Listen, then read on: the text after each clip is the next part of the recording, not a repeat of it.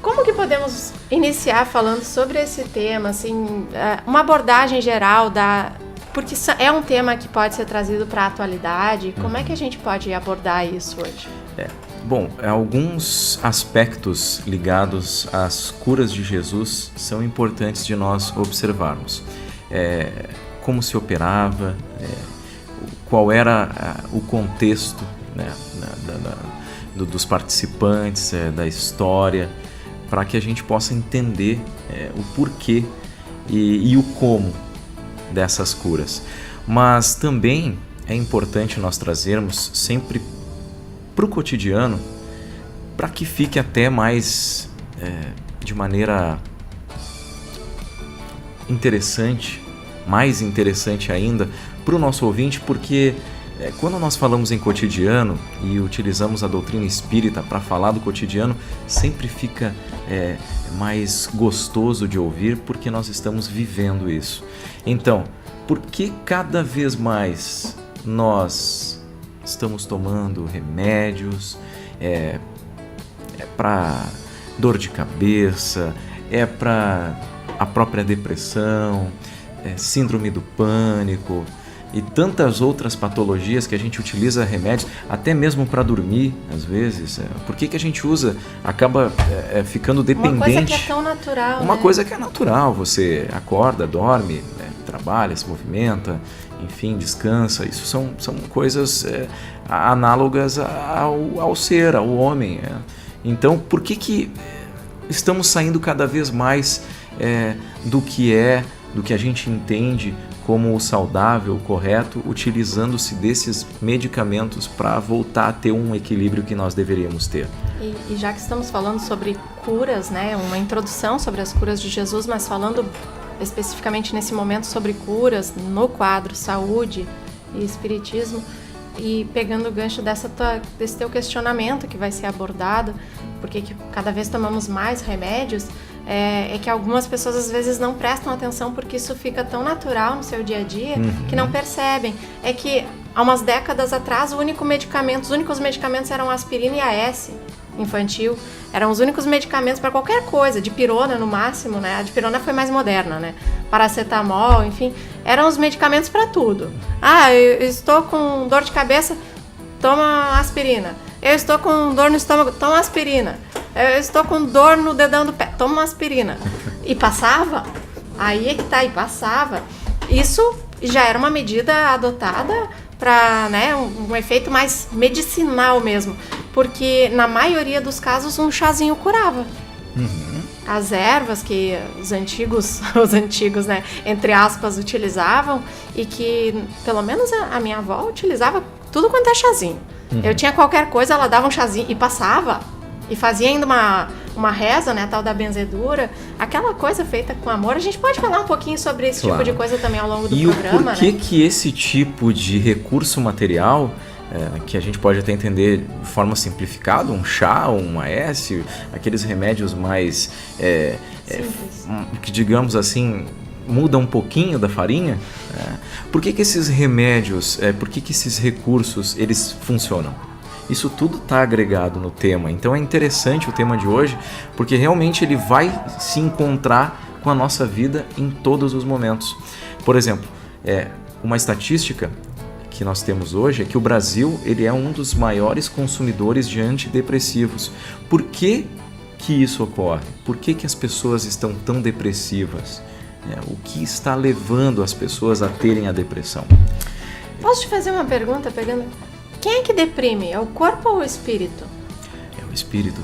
E aí, por que o corpo precisa da medicação? São questões que nós precisamos trazer, né? Ao longo do programa. Porque se é o espírito que deprime, por que a gente tem que tomar remédio, né? Depois que a gente materializou a doença, aí a gente precisa tratar. E aí nós vamos ter que encontrar as medicações necessárias.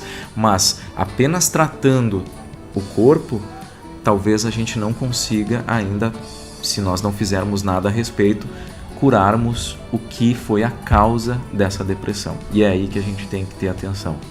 O que pode acontecer, já partindo para esse viés aí, Valda e ouvintes, quando nós estamos nos excedendo em determinadas situações, nós acabamos gerando um conflito para o espírito que nós somos, e esse sentimento de inconformidade vai nos levar para uma série de problemáticas que nós não tínhamos antes, que nós não precisaríamos ter, mas que nós desenvolvemos por conta dessa conduta pensamental e também de ação.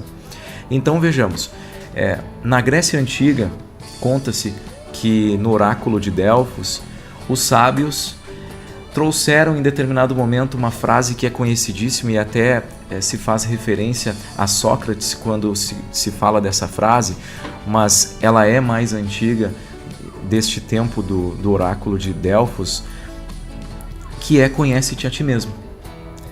Conhecer a si mesmo é fundamental, mas essa não era a única frase que foi encontrada lá. Tinham muitas outras.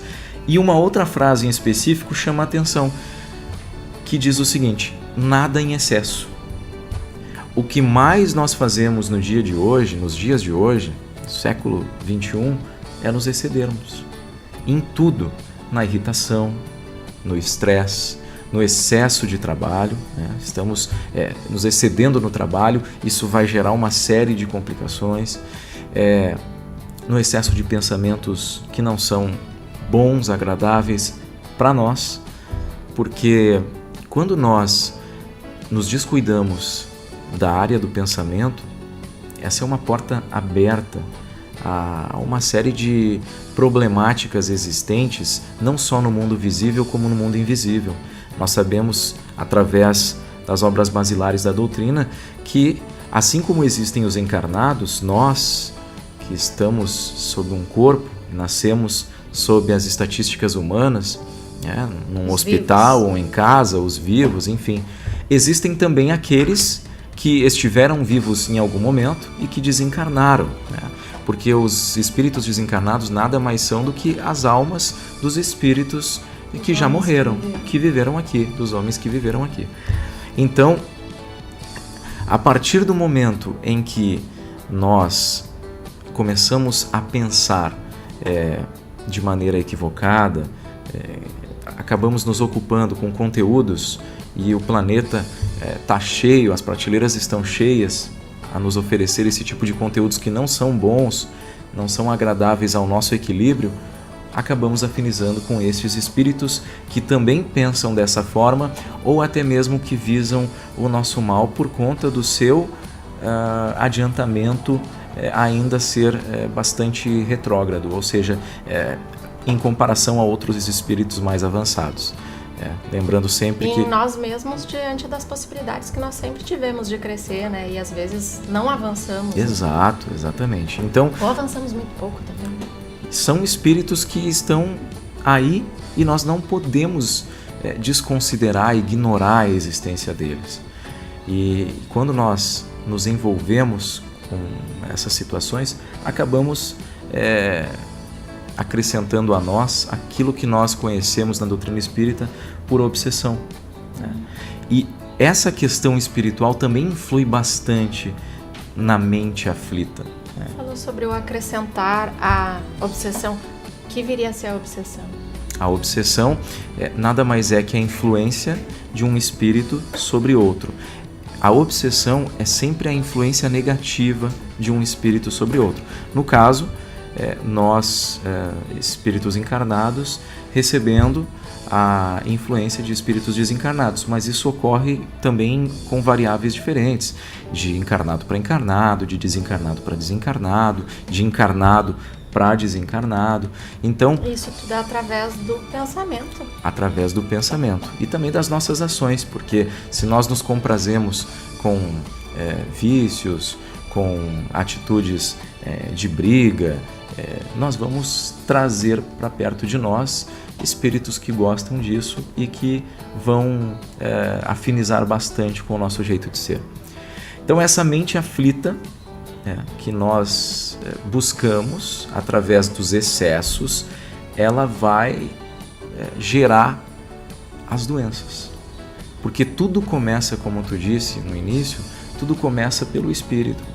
Então, se nós não estamos nos sentindo bem, estamos inconformados até mesmo com a vida, porque aí existe uma lei nesse viés todo, na vida, né, de todos nós, em todos os planetas, chamada lei de causa e efeito. E essa lei, ela de certa forma é uma lei limitadora de liberdade. E o que mais o ser humano gosta de ser é livre, ter a liberdade. Então, quando ele encontra uma série de limitações, ele começa a ficar inconformado com essas limitações, sem saber o porquê está sendo limitado. Por exemplo, aquele que hoje acaba por beber demais, tem o vício da bebida.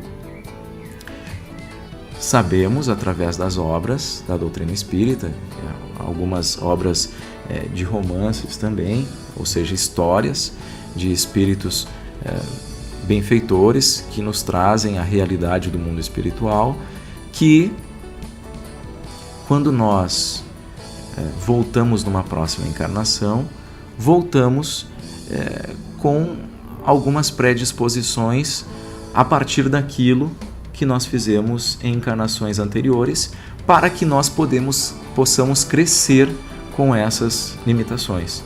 Porque se deixar liberado, a gente vai fazer a mesma coisa e aí não cresce. Então, se porventura eu bebi demais em alguma encarnação, posso numa encarnação futura voltar com um problema no fígado. E aí logo na primeira vez que eu me conectar à bebida, ao vício, de novo, sinto algo e aí já vou ver que logo de início tem um início de cirrose ou alguma dificuldade aleatória com o fígado. Mas como isso... Essa doença seria um castigo? Essa doença seria uma bênção. É uma bênção, sem sombra de dúvidas. Por quê? Porque ela vai te limitar. Olha, se tu utilizar a bebida, vai morrer. E ninguém quer isso, né? Ninguém quer. Então é incorreto afirmarmos, diante do que temos em espiritismo, né? Diante do que trazemos em espiritismo, seria incorreto afirmarmos que fulano que teve uma vida de vícios em determinado momento desenvolve uma doença, aquilo é um castigo de Deus para ele. Não é um castigo. Deus não castiga, gente. Deus só quer o nosso bem. E se hoje nós temos alguma dificuldade, acreditemos, isso é difícil, né? Vamos ser bem abertos. É difícil acreditar. Quem está passando por alguma dificuldade, todos nós em algum momento passamos ou vamos passar ainda, ou estamos passando, é difícil acreditar que isso é um bem para nós, mas é a melhor dificuldade que Deus encontrou para nós, porque a gente precisa dela para crescer. Somos que nem crianças espirituais, hipoteticamente falando, que a gente precisa de limitações, porque senão a gente vai sempre pelo errado. É tudo para nossa educação espiritual. Exatamente, é tudo para que a gente possa se utilizar desses recursos, dessas limitações para crescer, para não fazer mais. Então, nesse caso da bebida, né, desse problema com o fígado, é uma doença limitadora. E aí, nós podemos partir para um outro exemplo. Aquele que, saindo fora das doenças um pouquinho, mas aquele que partiu o coração, ou partiu vários corações, não fazendo alusão à música, né, que está estourada aí, de partir o coração e tal, mas aquele que seduziu várias pessoas em uma determinada encarnação, mas não se relacionou com nenhuma de forma realmente amorosa, e pode, porventura disso, ter causado uma série de complicações na vida dessas pessoas, que talvez não tenham mais se encontrado afetivamente após isso. Esse camarada, ou essa camarada, ele pode, numa encarnação futura, ter uma série de dificuldades com relação a encontrar um relacionamento. Experimentar a solidão, o abandono. Ou até mesmo ser traído e não entender por quê. Aquela pessoa que tanto amava, que venerava, que tinha uma série de paixões.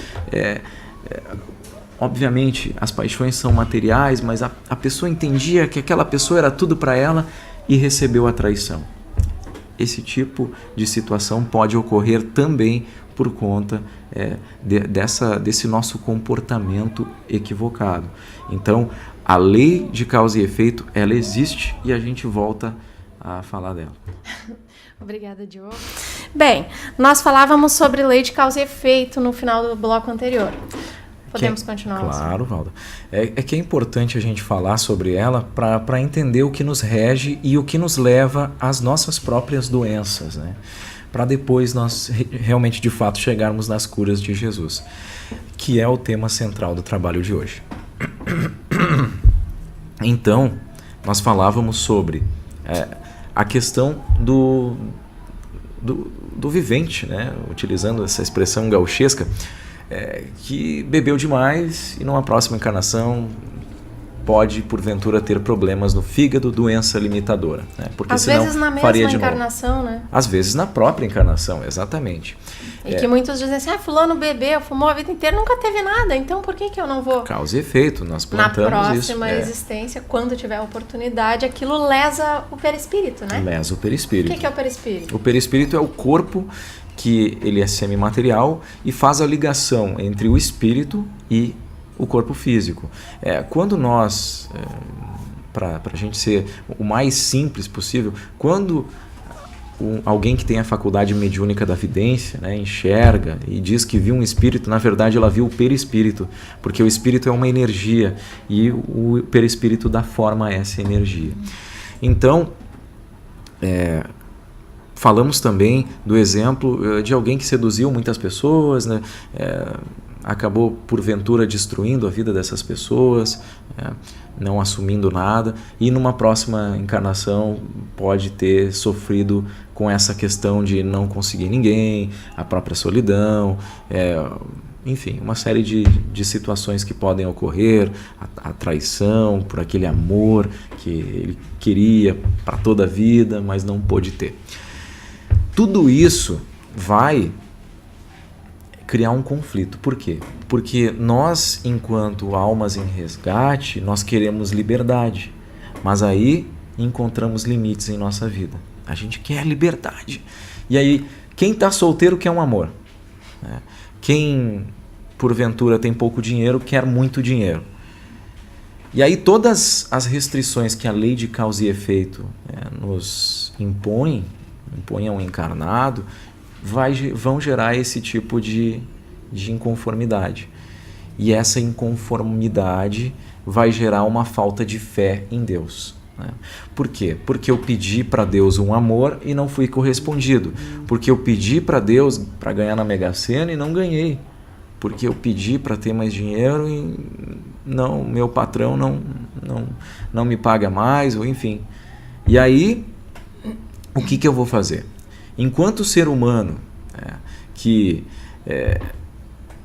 entende que Deus não atende os seus pedidos, vai o quê?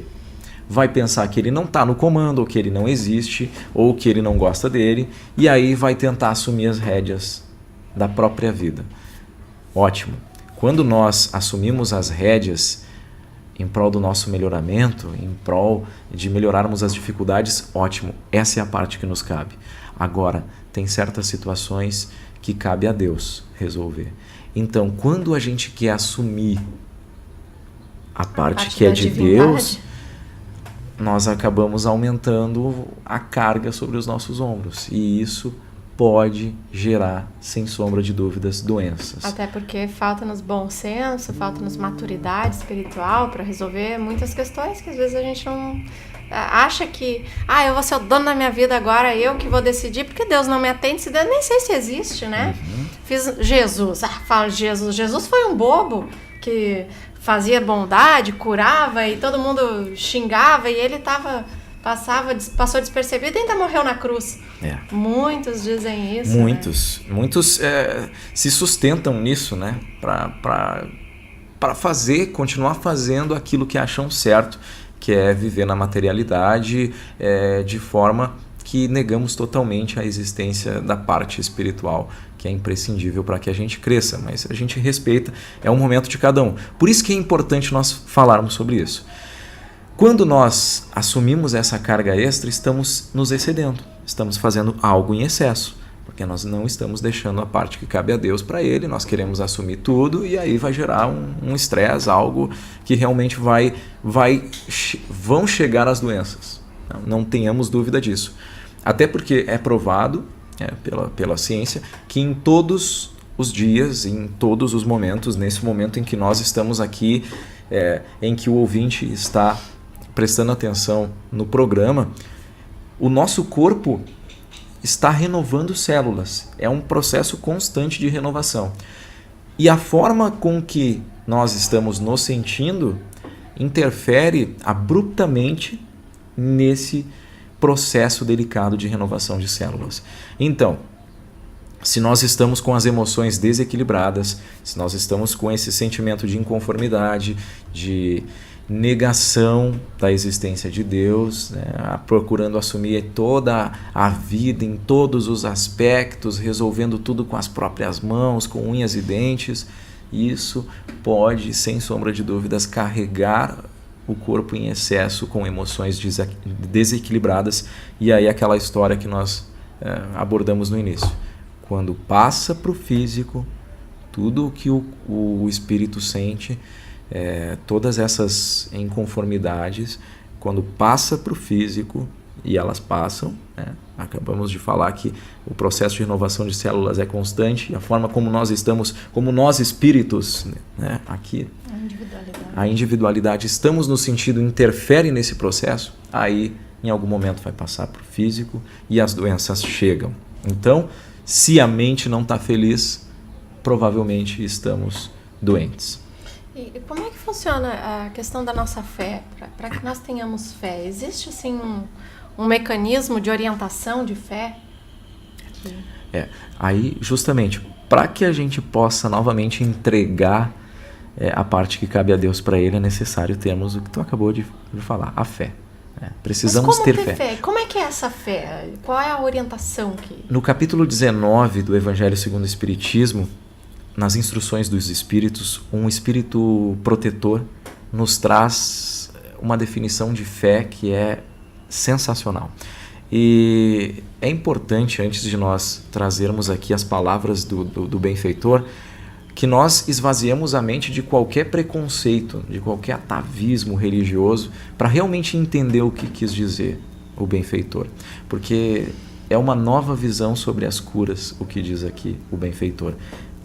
Vejamos que a fé está relacionada de maneira proativa com as curas. Então, vejamos o que diz o benfeitor. Diz o Espírito que a fé é o sentimento, não o pensamento. A fé é o sentimento inato no homem da sua destinação. É a consciência das prodigiosas faculdades que traz em germe no íntimo, a princípio em estado latente, mas que deve fazer germinar e crescer através de sua vontade ativa. Nós temos uma série de aspectos, uma série de potenciais dentro de todos nós. Existem esses potenciais que Deus deixou dentro de nós. O nosso trabalho único e exclusivo é desenvolvê-los. E a forma de desenvolver é justamente cuidando de nós e procurando seguir com autonomia na nossa vida, buscando o Evangelho como maior auxiliar. O benfeitor, no capítulo 19, complementa dizendo o seguinte: até o presente, estamos falando em 1863, 1864, a época em que foi publicada a obra O Evangelho segundo o Espiritismo. Até o presente, a fé só foi compreendida no seu sentido religioso porque o Cristo a revelou como poderosa alavanca e porque nele só viram um chefe de religião. Era simplesmente assim que era visto Cristo. Mas ele realizou verdadeiros milagres. Mostrou por esses mesmos milagres, até alguns relacionados às curas, milagre, milagre, milagre. Esses episódios. Quanto pode o homem que tem fé? Ou seja, que tem a vontade de querer e a certeza de que essa vontade pode obter satisfação. Em nenhum momento nas curas, Jesus disse: a minha fé te salvou. ou eu te salvei, ou eu te curei, ou a tua fé te curou, ou a minha fé te curou.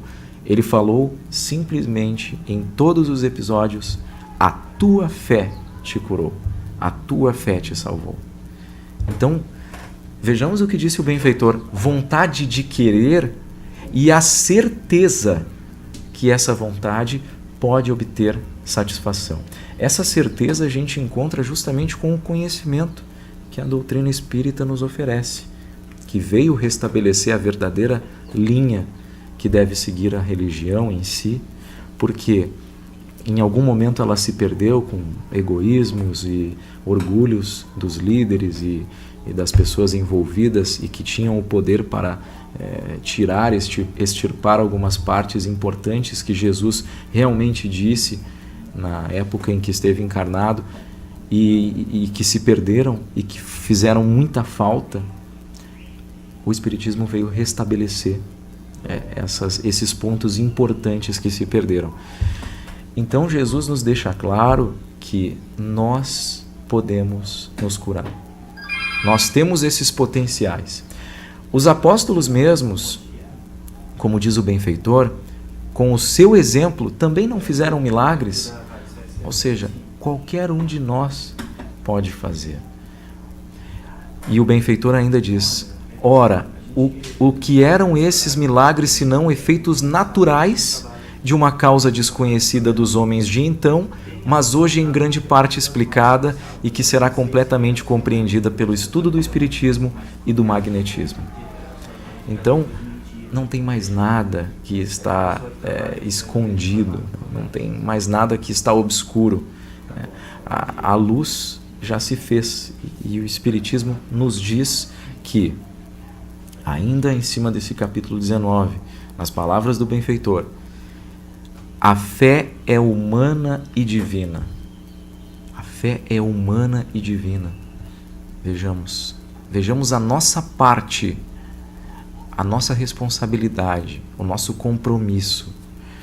Se todas as criaturas encarnadas, para finalizar, se todas as criaturas encarnadas estivessem suficientemente persuadidas da força que trazem consigo, ou seja, a gente não sabe, e se quisessem pôr a sua vontade a serviço dessa força, seriam capazes de realizar o que até hoje chamais de prodígios e que é simplesmente, senão, um desenvolvimento das faculdades humanas. Deus nos fez incríveis, né? E a gente só precisa desenvolver. Nós temos potenciais dentro de nós e essas faculdades, ao serem desenvolvidas, nós podemos realizar coisas que até hoje nós não acreditamos ou que nós pagamos para que sejam feitas porque nós temos fé mais no outro do que em nós, mais em alguém, mais num homem como qualquer outro do que em nós. Jesus deixou bem claro, olha que Jesus, nós temos total confiança, nós temos um amor por tudo que Ele fez e Ele mesmo diz que a nossa fé nos cura. Ele não disse, eu sou o cara, né? Vocês precisam pedir sempre a mim para eu resolver o problema de vocês. Foi além, ainda disse, vós sois deuses, que tudo que eu faço vocês também poderão fazer, né? Abriu, amplificou nossas possibilidades de crescimento, dando esperança e dando esclarecimento, que a maioria deles foi vindo a partir do Consolador prometido, que é o Espiritismo. Exato. Desse estudo, né, do Espiritismo, do magnetismo, para que a gente possa entender o poder magnético que todos nós temos, né? Que às vezes a gente não acredita.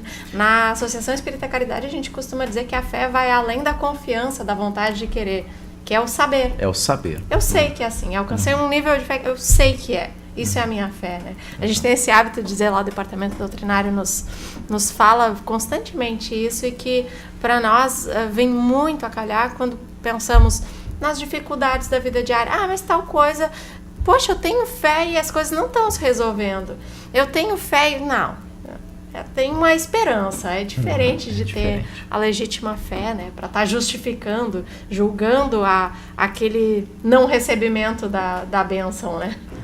Então nós somos uma verdadeira usina de poder espiritual. Quando tu falaste no magnetismo, a própria mãe em casa, né, as mães, quem de nós, porventura, quando pequenos, estivemos com febre, estivemos com uma patologia qualquer inerente a essa fase infantil, e a mãe não veio e fez um carinho e ficou junto e passou a mão onde estava doendo, a gente não se sente melhor depois disso? E o magnetismo de mãe para filho, o amor de mãe para filho é algo grandioso, né?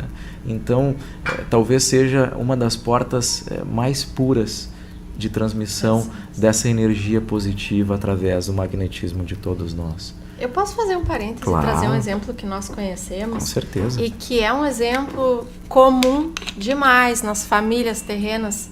Aconteceu um fato contigo quando tu era pequeno, que tu adoeceu por ficar longe da tua mãe, que teve que fazer um tratamento no hospital. Uhum. Pode relatar esse fato para nós? Ela teve, se eu não me engano, diverticulite. Uma doença que atinge o intestino. E ela precisou ficar internada alguns dias. Nessa época eu ainda era bastante apegado. Acho que devia ter uns 5 anos mais ou menos. Sempre fui muito apegado. Isso depois gerou um processo de desapego, né? Porque era um apego muito grande de filho para mãe. Bom, mas enfim. Ela esteve esse tempo hospitalizada e eu apenas fiquei com o pai em casa e com a irmã, que era recém-nascida. Ela ficou, acho que uns 3, 4 dias hospitalizada, mas foi o suficiente para que eu desenvolvesse uma febre em casa. E aí, cuja causa foi encontrada? A causa foi encontrada na distância, né? Porque depois que ela chegou, passou a febre. Passou a febre. Então, apenas um exemplo de muitos que o nosso próprio ouvinte pode pensar agora, mas eu tenho uma situação mais ou menos assim. E sobre isso nós encontramos explicação num livro chamado Desafios da Vida Familiar, do Raul Teixeira, médium Raul Teixeira, ditado pelo Espírito Camilo, que ele fala que a saudade provoca um processo de desnutrição psíquica que pode fazer adoecer fisicamente aquele que sente a saudade, a falta, que pode ser perfeitamente explicado por esse caso e não é dado à conta do sobrenatural, né? São coisas bem interessantes que nós encontramos na literatura espírita. E vejamos nesse caso como um amor cura, né? Basta que se refaça o laço, né, de proximidade e a tua doença. Febre foi curada. Foi curada. O amor te curou, né? Exatamente. Nesse caso. Vamos então agora adentrar as curas. Por que exemplo nós podemos começar? É fato que ficou bastante claro, ou pelo menos a maneira nossa despretensiosa era que ficasse, que nós temos potenciais maravilhosos e que nós somos uma verdadeira usina de poder espiritual. Então a gente precisa acreditar na força que nós temos. Jesus deixou muito claro isso, dizendo que a nossa fé é que nos salva, né?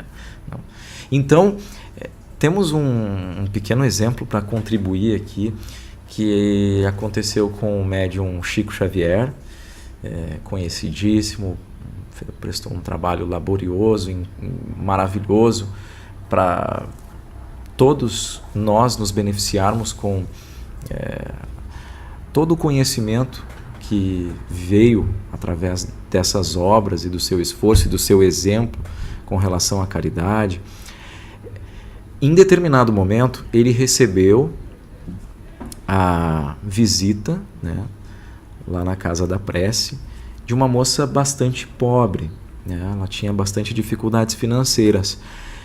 O Chico também apresentava essas mesmas dificuldades, né? Tudo que ele angariava com a venda de livros era em prol dos outros, nada ficava para ele. Então ele também passava por essas mesmas dificuldades. Até as folhas que ele fazia as psicografias, né, eram levadas pelas pessoas, pelos frequentadores. Então, essa mulher que tinha bastante dificuldades financeiras, era bastante pobre, ela estava muito doente. E ela adentrou a casa, pediu uma orientação e recebeu do Chico uma psicografia com uma receita homeopática. Só que ela não, ou seja, com recursos naturais, né? Medicinais, mas naturais, medicamentos mais da natureza, né? Ela disse que não teria condições para comprar esses recursos. Então, ele pensou na situação própria dele, também não teria, se tivesse prontamente, daria o dinheiro para que ela pudesse comprar esses recursos naturais, essa inerente à receita homeopática. Então, ele parou um pouco e recebeu orientação do benfeitor Bezerra de Menezes para que ela recortasse a receita, colocasse num copo d'água e bebesse aos poucos. Um mês se passou e pessoas próximas a esta mulher relataram que realmente a mulher havia se curado da dificuldade que ela tinha. Estava muito doente e havia se curado. Certamente, no momento em que a mulher recebeu a orientação, olha, beber um copo d'água com papel parece algo meio estranho, no mínimo isso, né?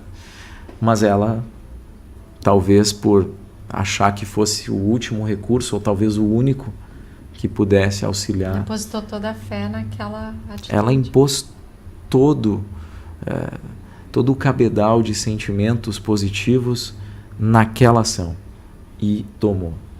E aí voltamos a repetir a frase de Jesus: a fé dela foi que salvou ela. Então, quando a gente começa a entender isso e mudar algumas atitudes e principalmente pensamentos nossos que geram as atitudes, na maioria das vezes, nós começamos a limpar o nosso campo mental, ele começa a se transformar. Algo importante de se dizer com relação ao sentimento, com relação ao pensamento, que influi bastante nos sentimentos, é que a maioria de nossos pensamentos, boa parte deles, se transforma em hábitos. O ser humano, ele está bastante vinculado ao hábito, porque o corpo físico precisa do hábito. Estranho isso, mas é completamente entendível quando nós consultamos a obra de Charles Duhigg sobre o poder do hábito. Quando nós estamos executando algo de maneira automática, ou seja, um hábito se tornou tranquilo para nós realizarmos, vejamos o exemplo de dirigir, né? Quando nós logo tiramos a carteira, como a gente fala-se no popular, quando nós recebemos a habilitação, nós colocamos uma atenção total naquilo que nós estamos fazendo, cuidando para trocar as marchas, lembrando de fazer as coisas, cuidando dos espelhos. Hoje, depois de vários anos, como que nós dirigimos? Às vezes nós estamos pensando no trabalho, no filho, no que nós temos que fazer. E ainda assim não perde o foco. E ainda assim consegue dirigir. Então, o corpo físico, só para concluir o raciocínio, o corpo físico ele precisa dessa atividade mais branda para que a gente possa suportar. A capacidade cerebral, ela tem um limite para todos nós. E quando a gente exagera, sentimos dor de cabeça, nós sentimos dor aqui e acolá. Então, existe um limite. Se nós pensamos demais, se nós usamos demais a nossa capacidade mental, ficamos cansados, com sono, uma série de coisas que acontecem ao corpo físico, porque nós nos excedemos. Então o hábito ele é muito bom, porque ele interpreta o seguinte, o corpo físico, ó, isso é feito dessa forma. Ele já fez várias vezes isso. Então, é assim que deve ser executado. A capacidade cerebral para realizar aquela atividade, que é o hábito, se torna muito baixa. E aí nós podemos, que nem a gente disse no exemplo do dirigir, nós estamos dirigindo pensando no que nós vamos fazer para a janta, onde nós temos que passar, como foi a escola do filho, conversando com alguém do lado, o que não é ideal, mas as pessoas acabam fazendo, dirigindo ao telefone. Isso vai dar problema em algum momento. Isso vai dar problema, sabemos disso. Vai tirar a atenção. Mas as pessoas conseguem realizar várias coisas ao mesmo tempo. E muitas vezes nesse processo de busca da nossa reforma íntima, de mudança de pensamento, às vezes a gente ainda está falando ao telefone e dirigindo, né? Na prática de mudança de pensamento, às vezes a gente ainda quer vibrar em coisas melhores, mas aí tira a atenção ali para falar mal do vizinho, né? Esse tipo de coisa. Esse é o falar do celular e dirigir de quem está tentando mudar de pensamento, né? Então o hábito não é em si algo ruim. O hábito é algo bom. Só que nós temos que transformar em hábitos pensamentos bons, atitudes boas, para que nós utilizemos menos capacidade cerebral fazendo algo que é bom. Então nós vamos conseguir até livrar esse campo mental, liberar a mente, para que a gente possa também receber as influenciações positivas, as inspirações dos benfeitores, às vezes a nos guiar em atitudes de caridade. Quando nós agimos por hábito, com pensamentos bons, atitudes boas, nós estamos ganhando muito tempo. Diogo, vou te pedir licença, porque o nosso operador disse que temos uma pergunta. Vamos abrir aqui no ar. Qual é a questão? Bom dia a todos que estão ouvindo. Tem um ouvinte, um irmão, que fez a pergunta assim: ele já saiu do alcoolismo há 5 anos. 5 anos faz que ele saiu do alcoolismo. E ele não teve perdas físicas, né, mas teve perdas profissionais, pessoais, por causa da doença. Hoje ele está com dificuldade, ele está todo dia passando, tendo que viver com esse mal dessa doença, de evitar o alcoolismo, né, para não voltar. Só que hoje ele está com problema de financeiro e familiar também. Vocês falaram de fé, ele queria saber um pouquinho sobre isso, o porquê que ele passa por isso, se ele conseguiu superar essa barreira, mas parece que outras coisas, porque a família não aceita que ele teve essa doença, né? Que isso para a família não é doença. E não consideram o alcoolismo como doença. Exatamente. Então ele está com esse problema familiar, porque as pessoas não consideram isso como doença e esse financeiro, se tem alguma coisa O primeiro ponto, como é que é o nome do nosso ouvinte? Odair. Primeiro ponto, Odair, parabéns, porque não é fácil. O vício que você conseguiu se libertar não é fácil de... Embora lute diariamente para não... Exatamente. Voltar, né? Embora você tenha essa luta constante, que bom que você acreditou no potencial que você tinha e que você tem e conseguiu libertar-se e ainda luta bravamente para que não volte a tê-lo. E você, a partir dos resultados que nos relatou, sabe o que esse vício pode, além das doenças, que graças a Deus não foi o teu caso, pode causar, pode também gerar uma série de conflitos na vida social, na vida profissional, na vida afetiva. Então, algo que Chico Xavier disse a uma moça que estava com dificuldades com relação ao marido, com relação à família, enfim. Ele disse uma frase sensacional: a gente tem que aprender a se nutrir do amor que nós temos para dar. Às vezes a nossa família não entende mesmo. Como você disse, ninguém interpreta como algo grave, né? Acabam por vezes minimizando, dizendo que seria fácil resolver isso não é mais que a tua obrigação, às vezes é dito. Isso não é algo fácil, é complexo, mas as pessoas também não têm o dever de ter o entendimento que às vezes nós temos. Então nós temos que respeitar, primeiro ponto, respeitar, e aprender a desenvolver essa capacidade de se nutrir com a força que nós temos para superar essas dificuldades.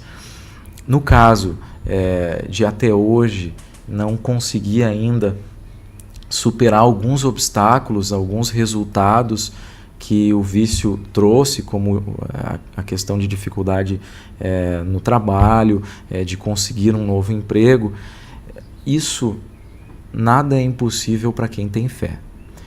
E nós, obviamente, sugerimos que procure algo que te aproxime ainda mais de Deus, porque existe aquilo que nós podemos fazer por nós, e muito disso tu já relatou, Odair, que está fazendo, né? Existe aquilo que cabe a Deus, e nós temos que ter essa DR da maneira mais próxima, nós temos que ter esse relacionamento, não a discussão, mas o relacionamento cada vez mais próximo de Deus, para que a gente realmente venha a obter frutos disso. Não tenhamos dúvida de que aquele que procura a melhora, de que procura fazer o bem, de que se conecta com Deus, vá conseguir em algum momento aquilo que deseja e que é bom para si e para o próximo, né? No caso de um trabalho, é importante na sustentação de uma família. Então não tenhamos dúvida de que a gente consegue. Muito é da nossa fé e muito também é dessa proximidade com Deus. E da mudança de pensamento, né, Diogo? Também, de sair daqueles pensamentos que são perniciosos, de que eu não vou conseguir, de que nada mais serve para mim, ninguém mais me aceita. Mudamos isso. Sempre vai haver o que nos espera. E o que nos espera pode ser muito bom desde que a gente acredite e coloque toda a nossa disposição para que isso aconteça. Então, nós sugeriríamos, não sabemos da sua vida nem essa ideia, se você já está vinculado a qualquer crença que leve a Deus, né? Se você quiser procurar uma casa espírita, ótimo. Se quiser procurar se sentir-se melhor em uma igreja católica, evangélica, ótimo. Mas essa proximidade com Deus é importantíssima. Nós precisamos ter. E não tenhamos dúvida, talvez não no tempo que nós achamos que deve ser, né? Mas em algum momento vem. Sobre esse tempo, Diogo, agora não falando diretamente para o nosso mano Odair, mas acho que isso serve para todos nós, sobre vir no tempo certo, né? Nós costumamos dizer na Associação Espírita Caridade que o segredo da felicidade, de acordo com os fundadores da casa... É maravilhoso, né?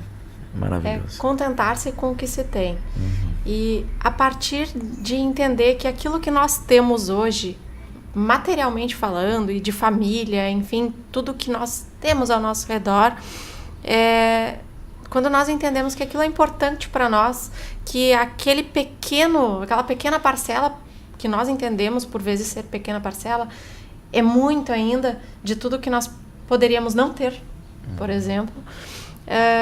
Aí nós vamos ficando mais tranquilos e às vezes novas coisas vão se agregando, né? Vão se somando na nossa trajetória.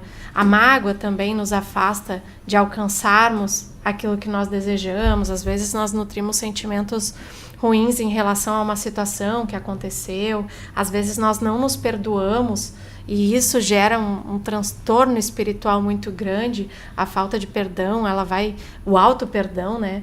A falta desse auto-perdão vai nos aprisionando, né? A gente vai se sentindo mais enfraquecido diante da vida, né? E acaba, por vezes, deprimindo, né? Porque é a mente, o espírito que deprime, né?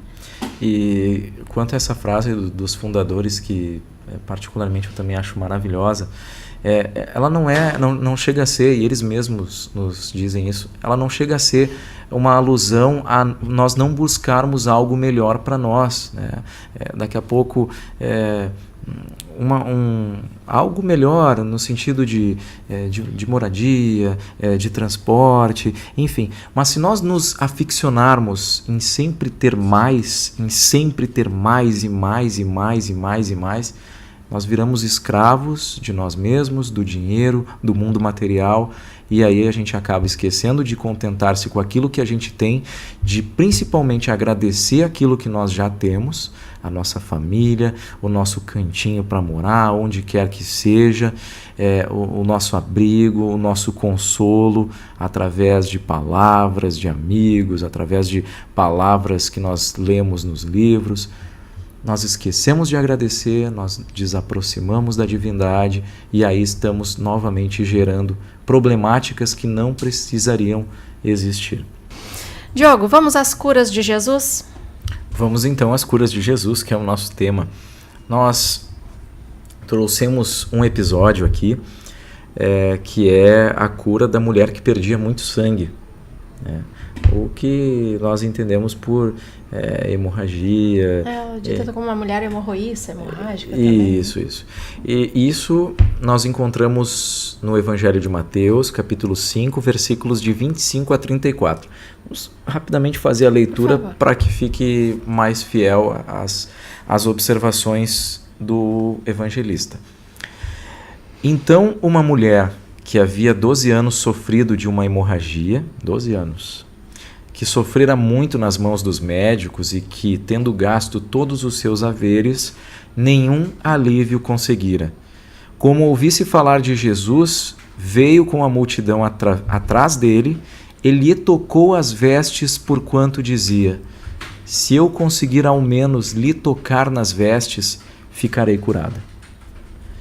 É aquela história que o Espírito Benfeitor trouxe lá no capítulo 19. A certeza de que vai alcançar, nesse caso, a cura. Então, ainda no Evangelho de Mateus, no mesmo instante, o fluxo sanguíneo lhe cessou e ela sentiu em seu corpo que estava curada daquela enfermidade. Logo, Jesus, conhecendo em si mesmo a virtude que dele saíra, se voltou no meio da multidão e disse: quem me tocou as vestes? Seus discípulos lhe disseram: vês que a multidão te aperta de todos os lados e pergunta quem te tocou? Ou seja, eles não sabiam e ainda fizeram essa pergunta para ele. Então, ele olhava em torno de si à procura daquela que o tocara. A mulher, que sabia o que se passara em si, tomada de medo e pavor, veio lançar-se-lhe aos pés e lhe declarou toda a verdade. Ou seja, que ela havia lhe tocado a veste. Disse-lhe então Jesus: minha filha, tua fé te salvou. Vai em paz e fica curada da tua enfermidade. Mais uma vez a frase, né? Tua fé te salvou. E é linda essa passagem do Evangelho, porque ela realmente se esforçou para, ao menos, porque ela entendia no pensamento dela que se ela tocasse as vestes, e ela tocou apenas o bordado da veste, da túnica que Jesus vestia naquele momento, ela conseguiu tocar de verdade, e ela foi tocada, no sentido mais amplo da palavra. Ela se sentiu transformada naquele momento, né? E é interessante a gente analisar quando na passagem nós encontramos Jesus conhecendo em si mesmo a virtude que dele saíra, ou seja, esse trâmite, essa permuta que ocorreu ali, Jesus sentiu a virtude que dele havia saído e, portanto, fez com que a multidão parasse e ele perguntasse aos apóstolos quem havia tocado. Logo que a mulher contou a verdade, que foi ela que tocou a túnica, ele disse: a tua fé te salvou. Vai em paz e fica curada. Nossa, é algo realmente incrível para a gente ver o que a nossa fé pode fazer. A fé dessa moça era que se ela tocasse na veste de Jesus, ela ficaria curada. Ela tinha certeza disso. Então, na tradução grega dessa passagem, era como se saíssem nessa parte em que Jesus disse que viu sair virtudes, sentiu sair virtudes dele, era como se saíssem dínamos, né? Dínamis na expressão grega, mas que vem de dínamos e que quer dizer força, poderes espirituais, né? Então, ela alterou, a moça, ela alterou a dinâmica da relação dela com Deus no momento em que ela teve essa vontade e a certeza de que ela seria curada ao tocar Jesus. Sem sombra de dúvidas, Jesus é o maior exemplo que a gente tem de bondade, de querer auxiliar o próximo, que nós já vimos e talvez que veremos na Terra. Mas, inclusive, no próprio episódio da cruz, né, no momento do seu desencarne, ele queria auxiliar os outros, tentava de alguma forma ou outra auxiliar, dizendo que aqueles que estavam se tornando seus algozes por si próprios, por fazerem aquilo que fossem perdoados por Deus, porque não sabiam o que estavam fazendo, né? Porque ele tinha o conhecimento total da lei de causa e efeito, daquilo que nós fazemos, nós temos que colher.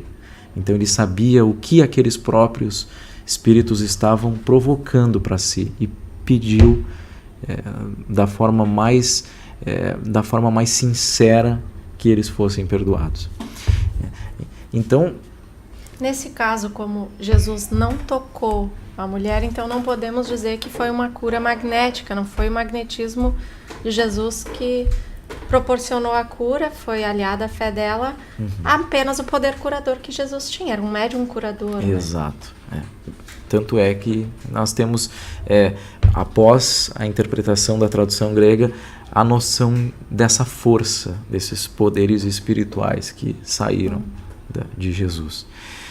É importante se lembrar, quando nós falamos em doença, que ela é uma espécie de contrapeso para que a gente encontre o equilíbrio. Falamos já, no momento da lei de causa e efeito, que a doença ela é uma espécie de limitação. Então, se nós estamos nos excedendo, vem a doença e nos joga para outra extremidade, para que a gente possa voltar. Porque nós estamos indo para um lado, vem a doença, nos joga para outro, para que a gente possa encontrar o equilíbrio. Não interpretemos a doença como algo ruim. Um outro episódio que nós temos na passagem do Evangelho é a relação de Jesus com o cego Bartimeu, o popular cego de Jericó. E na passagem nós sabemos que depois que o cego ficou sabendo desses poderes espirituais que Jesus tinha, que eram inerentes a si, e dos milagres que já haviam acontecido daqueles que o tocaram ou daqueles que foram tocados por ele, o cego Bartimeu queria muito a cura. Ele queria a cura. E na passagem, quando Jesus percebe que o cego desejaria a sua ajuda, ele tece uma pergunta que é fantástica. O que queres que eu faça? Uma coisa que parece meio óbvia. Parece meio óbvia. O que no caso, o deficiente visual gostaria? Que ele pudesse enxergar, né? Não ia pedir que restabelecesse a audição, ia pedir que restabelecesse a visão. E todas as vezes que a gente busca Jesus em pensamento, a própria divindade, mas o nosso mestre, modelo e guia em específico, nós, quando na prece dissemos assim: Jesus, olha o meu casamento, olha a minha vida, não estou conseguindo trabalho, está difícil a minha relação com o esposo, com a esposa, Jesus, olha a minha vida. É como se existisse um retorno, assim como aconteceu com o cego Bartimeu, e essa voz dissesse assim: o que queres que eu faça? Assim como o cego Bartimeu, a gente deveria pedir a visão para enxergar o que a gente pode fazer para mudar, porque depende de nós. a maioria da problemática que nós enfrentamos, ela é construída por nós e tem que ser resolvida por nós, mas nós podemos pedir ajuda. Não ajuda para que Jesus resolva para nós. Podemos pedir para Ele, quando nós intimamente ouvirmos esse questionamento, o que queres que eu faça, que peçamos essa visão para enxergar o que eu posso fazer para melhorar. E o cego Bartimeu justamente pediu que eu veja. E ele foi curado. E se nós pedíssemos a visão de enxergar os pontos fracos, os pontos fortes, aquilo que vai destruir a minha vida, aquilo que vai acrescentar a minha vida, que eu possa enxergar o papel que cada pessoa tem na minha vida, assim nós valorizaríamos mais as pessoas também. Principalmente aquelas que a gente não simpatiza, ou até mesmo as que simpatizamos, as que se esforçam muito por nós e nós não agradecemos elas. Agora, existe um grande complicador que é eu enxergar, eu pedir a visão, enxergar e não aceitar. Eu enxergo aquilo, mas não, isso para mim é demais, isso eu não quero mudar. Isso eu sei. E aí, como é que fica? Se a gente está pedindo, a gente recebe a bênção de poder identificar o que na nossa vida está nos prejudicando, nos impedindo de avançar espiritualmente, moralmente, de crescer enquanto individualidades imortais. A gente às vezes tem essa bênção de enxergar. Jesus nos concede porque nós pedimos, né? Exato. Mas a gente aquilo vai ferir seguir. o nosso orgulho, vai ferir o nosso egoísmo. Vai ser difícil demais nos dobrarmos diante daquilo. O ideal seria aceitar. O ideal seria aceitar aquilo que vem e nós realmente incorporarmos isso como um pontapé inicial de mudança, porque quando a gente aceita, tudo muda. Tudo muda, sem que nada se altere. Por exemplo, o patrão não vai deixar de ser ranzinza, não vai deixar de ser, às vezes, grosseiro na relação, mas se eu aceito que eu posso, talvez por ter uma relação, me sentir um pouco mais próximo de Jesus na prece, ou por eu ler algumas obras e ter um conhecimento talvez um pouquinho maior com relação ao entendimento e à característica das pessoas, dos espíritos que todos nós somos, se eu entender isso e me resignar, tudo muda. Eu vou começar a compreender melhor. Eu vou começar a entender que talvez ele possa ser assim, e é assim por conta de algo muito terrível que aconteceu na vida dele que ele não conseguiu superar. Vou começar a colocar ele nas preces e, entre aspas, milagrosamente, a minha relação com ele começa a melhorar. Do nada? Não. Começa a mudar por conta da minha compreensão. Mas aí a questão das preces, não adianta também eu fazer preces por aquele que é, entre aspas, o meu inimigo, né? Ou aquele que não se afiniza comigo, que não gosta de mim, que eu quero que a relação melhore, mas eu tô com um sentimento de rancor, de mágoa, enfim, eu fico com aquele sentimento de, poxa, eu tô fazendo prece, mas a pessoa só me ofende, só me maltrata, me machuca, só me agride verbalmente, ou, né, tá sempre me botando para baixo. Por que eu vou fazer preces? Eu tenho que tirar esse sentimento, né? Não adianta nada eu tentar ser. E quando a gente entende que nós temos que nos amar, e esse amor ele é muito amplo, ele pode ser basicamente uma compreensão do que a pessoa está passando, como ela é, o porquê que ela é assim. Isso tem que ser até nas situações mais difíceis. E lá na Associação Espírita Caridade mesmo, nós, em diversas conversas com os trabalhadores, com os manos em geral, nós recebemos, às vezes, orientações que são marcantes e que ficam para nós. E uma delas é que, se está difícil, é porque nós estamos no caminho certo. Quando nós puxamos a memória e lembramos do apóstolo Paulo,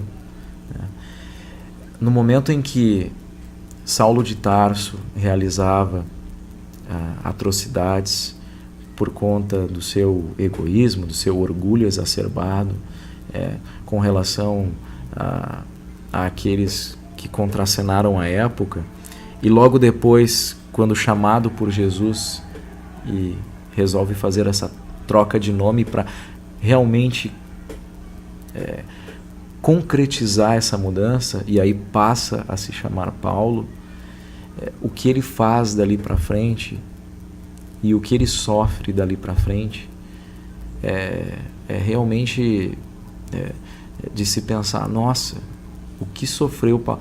Se nós, porventura, lermos o livro Paulo e Estevão, nós vamos ver a importância de Estevão, a importância de Paulo, e tudo que eles sofreram, chega até a nos emocionar às vezes. E basta que a gente lembre desses personagens para ver as recompensas que eles tiveram no céu. Ou seja, no momento do desencarne, no retorno, as recompensas foram maravilhosas. E basta a gente lembrar, se está difícil, é porque a gente está no caminho certo. E a gente tem que tentar buscar a resignação, buscar o amparo, porque nós não conseguimos fazer tudo sozinhos. Nós temos muitas dificuldades, todos nós, e temos que ser conscientes dessas dificuldades e humilde o suficiente para pedir ajuda. Às vezes, para um encarnado mesmo, da família, um amigo, e também para a divindade, porque nós precisamos e muito para que a gente consiga superar essas dificuldades e nós mesmos operarmos na nossa vida uma série de curas e principalmente dos nossos defeitos. Nós precisamos curar os nossos defeitos. Poderíamos trazer mais algum exemplo de cura? Podemos.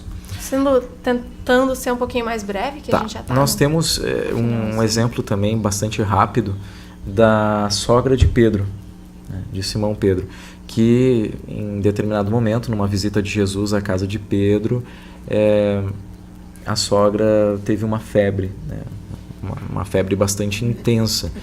E logo depois, é importante colocar que a sogra era uma pessoa muito individualista, egoísta.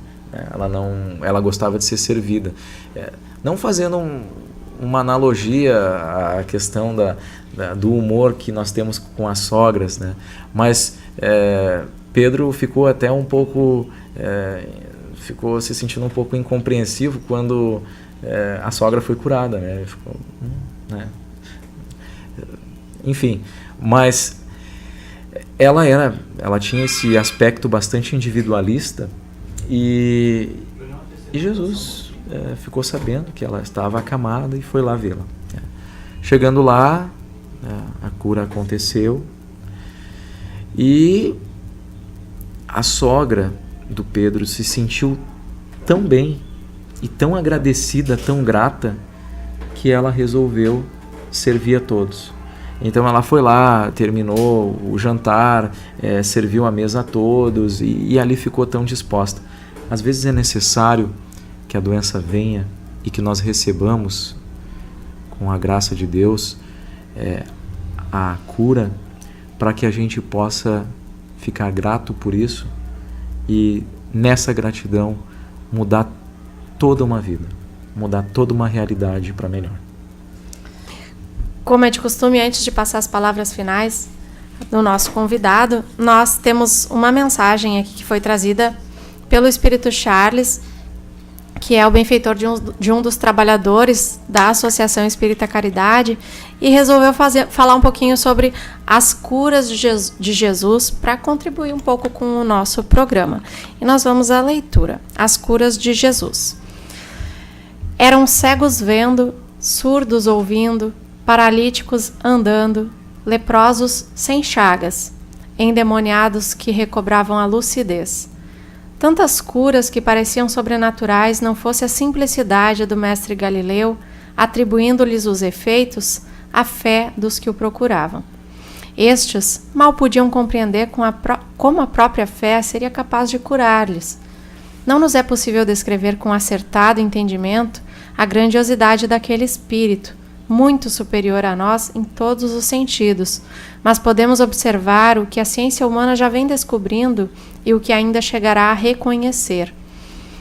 O poder magnético sempre se fez presente, pois é algo inerente à condição humana. No caso de Jesus, essa força operava com intensidade gigante, potencializada pela marca de seus ensinamentos, o amor. Esse era o fator principal, móvel da cura.